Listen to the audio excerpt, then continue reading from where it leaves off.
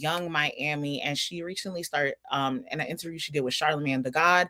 They talked about Diddy, right? So, and they all obviously talked about other things, but this was one of the portions of the interview that kind of sparked a lot of conversation amongst people, right? So Young Miami said that Diddy treated her well and seemed like a changed man during their relationship, which was from 2021 to 2023, which led her to write a character letter in support of him during his legal troubles. She emphasized that she can only speak on her personal experience and cannot comment on the sexual assault allegations made by others. She acknowledged that her loyalty came at a cost, revealing that she lost business deals, money, and personal relationships because of her association with him. Despite the backlash, she says she doesn't regret standing by someone who supported and uplifted her, though the situation has made her move more guarded and about trust. Right. So Young Miami also clarified that they are no longer together, but remain on good terms, and she dismissed rumors that she was financially compensated during their relationship. Meanwhile, if you remember, Diddy was convicted on charges related to transporting individuals for prostitution and is serving a 50-month prison sentence, which with a reported release date in April 2028, right? So I just wanted to play the clip for you guys so that you guys can hear what she was basically saying. When, you were connected to becomes the center of serious allegations and legal issues, how do you reconcile the person you knew with the headlines everybody else sees? I think in life, you always get put in something or a situation where you gotta make a life decision, and you gotta look back and say, like, what makes sense for me right now? Mm-hmm. Like, I can love this person, but I can love this person from a distance, or I can have a relationship with this person, but maybe I gotta come back to it. Like, maybe I gotta come back around. And I think that was one of those situations. You wrote a letter vouching for Diddy's character. Mm-hmm. And a lot of people were upset because they was like, how could she do that after seeing the video with Cassie? A lot of people wanted to know why you decided to still write that letter. I think I wrote a letter for a change man. I think that the man that I met and that I experienced would change. Mm. I'm not going to justify some bullshit or like support some if I felt like that person was a change. Mm-hmm. And I felt like the person that I met was changed. It was a different experience. So that's why I wrote the letter. Do you think you owed your fans an explanation? Or do you feel like your personal relationships are nobody's business but your own? I feel like both. I feel like as people that's supporting you, that's buying into you and that love you, you have to give them some type of, they got to be able to connect with you. So I can't just be like, fuck y'all, this is my personal life, I don't owe y'all shit. It's half of me that do feel like they were, at the end of the day, being a real person, I feel like that door is open to them. How do you reconcile supporting someone publicly when the court of public opinion is saying something completely different? Because if I meet you today, mm-hmm. or if my time that I experience with you is one way, I can only judge that person that way. So it's just like, I can't speak to nothing that I don't know of. I can only speak to the person that I met. And if I met this person that changed my life, that helped me grow, that treated me like a queen, that made me believe in myself, it's like, that's what I know. Mm. And I feel like people can have opinions, but I can only judge a person off of what I know and what I experienced. Like, I can't speak on nothing that I never was a part of, that I never knew. Like, I can only judge who I met. I can only judge who I was in a relationship with. Were you afraid that they might call you to testify? No. Mm. I never hid nothing. I don't have nothing to hide. You seem like a very loyal person. I am. At what point does loyalty become a liability? That's a good question, Charlamagne. We got time. We can just sit here and tell you. Yeah. I mean... Meaning, because you might be with somebody and at some point you realize just you even being loyal to this person to a fault, at some point you might have to cut them off because they might start bringing you down. Yeah, I mean, I understand that, but also I just feel like if a person, let's just say for instance, right, I'm going to just use this as a scenario.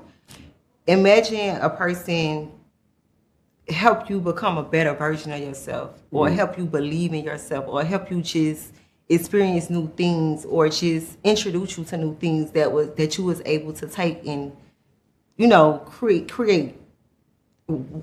keep creating for your family, or it's still a positive for you. It's kind of hard to say fuck you going through this shit, I don't give a fuck, like I gotta just fuck you. It's hard. You get what I'm saying? Like it's very hard, because it's like I don't want to kick somebody while they down, and I don't want to just say fuck you going through that shit, you got to figure it out, because I like you my friend. I have a relationship with you. I have a personal relationship with you. Like I know you. It's like family. Like we like locked in. So it's like that's a hard situation. And it's just like I cannot just turn my back on somebody like that easy.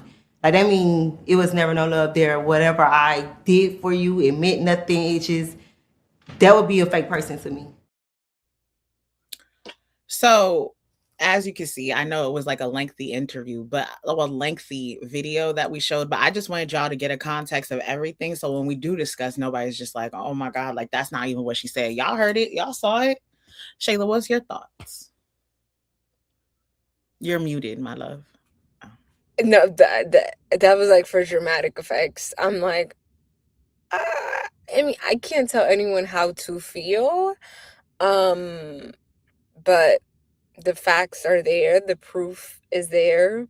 If she feels like she got the changed version of him, then okay, that's your truth. I still think what we saw in court, all the videos, all the people, the documentary, whether you want to pick and choose how you feel about it, there were several people in the documentary that expressed and shared how their experience with Diddy was different. So, hey, if she felt like she wants to ride with him and that wasn't her truth, then she can't create a reality that wasn't hers, right? But in that same breath, you can see all the stuff that we saw and be like, no, that's not okay. You know what I mean? Like, I think it's the way it came off really gave, like, I don't care about none of that other stuff. He was good to me, and that's all I care about. That's not how I operate. I'm very much like community. I'm not saying drag him while he's down. I don't think if you love somebody, you should not do that. But like, you didn't have to write a character letter. You know what I mean? But I'm indifferent. I'm like, okay, girl, that's your truth. So for me, when I saw this, I was like thinking, I'm like, two things could be true at the same time, right? So it's just like, yes, he could have been a changed person with you, but that does not negate what he's did in the past, right? So it's just like if you wrote that character letter to talk about everything that he did for you, to me it's just like, okay, cool, calm, collected, I guess. But it's just like to say like, oh, I'm loyal, like I don't want to like hit a man while he's already down. It's just like, no, he's not down. He's being prosecuted for accusations that we're seeing actual proof of. Like, that's not him being down. That's him having to take accountability. Correct? It's just like the same way that people were sitting there like, well, Cassie stayed for so long, this, that, and the third. Like, half of y'all have never been in situations like that. So you can't even connect to the mental strain that it takes on you to stay in those situations like that. So it's just like, to me, it kind of like when I saw this, and like I know this is probably like everybody's like, Rebecca, that's such like a crazy example. It's kind of to me like when we see sexual assault in families, how like families will sit there and like keep saying like, oh, like he said he'll never do it again, but like we're gonna keep it a secret in the family, like this, that, and third. Like that's not who his character is. That was like a chain. Like, families want you to keep that dynamic, to keep that secret, to be like, oh, this is never gonna happen again. But it's just like you're the one who's impacted. Your life has changed forever because of the choice that this person has made. Right. So to me, it's just like you could sit there and say that he was a changed man to you. He showed you this, he showed you that. Like, yes, he may have showed you so many different opportunities, this, that, and the third. But it's just like you're talking about I'm loyal. There's a difference between being loyal and just feeling like you're just like, I don't care and I'm obligated to the opportunities that were provided to me. And then when everything was happening to him, you're talking about you losing out on relationships, you're losing out on business, you're losing out on this, you're losing out on that. But you wrote a character letter in support. It just, to me, I'm just like, yeah. And the reality is that a lot of people operate in this way, in the sense of like, unless it personally affects me, I'm not moved, I'm not changed, and that's it, and that's all. And I think that is not a good way to continue to move through life, because it's like, let's say God forbid something happens to you, don't expect everybody and their mother to come out in support of you, because you only supported people when it had to do with you. You know what I mean? Like, sometimes just because something doesn't affect you immediately or directly doesn't mean that you can't show support. And I want to use the example, like, for me, like, I used to be friends with this one girl who, like, she was a cool friend to me. Like, if I needed something, like, she was there for me. When I, like, if I wanted to cry, she was the shoulder to cry on. But then it came back to me that, like, one of her friends, like, she started messing with that girl's boyfriend. And, like, when she came to me to tell me about it, like, even though she was a good friend to me, and she never did anything like that to me, the fact that that's even in your character turned me off, and I couldn't deal with that. So, like, for me, right, and I know this is like a minuscule example compared to like sexual assault allegations and being with somebody who was convicted and stuff like that, like, that's completely different. But I think, like, to me, like, that's still on the same scale, because then it's like, yes, I can be loyal and I can acknowledge that she was a great friend to me, but morally, I cannot stick beside that, because it's just like, also, if you are willing to do that to another, even though you never show no signs of that, signs of you doing that to me, I can't rock with that. And I had to let her go. And I let her know, I'm like, listen, like, you're a cool person. Like, I'm not gonna say that you doing that was like a moment of like that judges, like, that determines your character. But to me, I don't rock with that.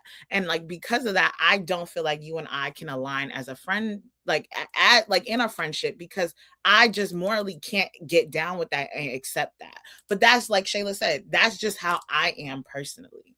Like, it had, mind you, that situation had nothing to do with me, but the fact that that's even in your character was enough to show me that I don't need to be in your life. I don't need to stand by you. I don't need to do none of that, because to me, I don't rock with that.